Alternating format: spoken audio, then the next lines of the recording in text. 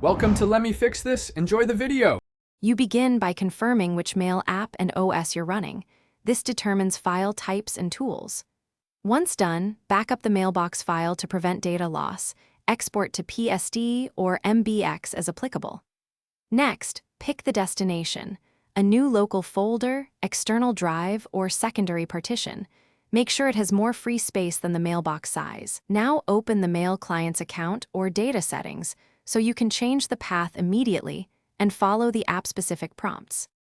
You should close the mail app and disable syncing to avoid file corruption. Then move the mailbox file or exported archive to the chosen destination.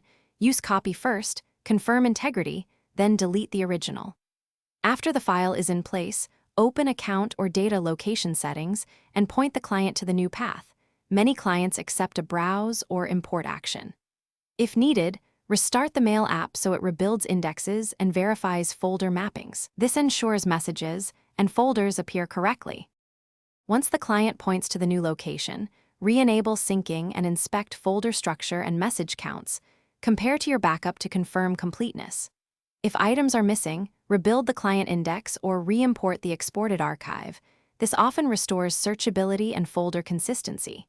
Make sure rules and attachments still work, and update any backup routines to the new path. If anything goes wrong, restore from the backup, verify disk permissions, and repeat the move step by step to avoid corruption. Thanks for watching. If you found this helpful, don't forget to like and subscribe.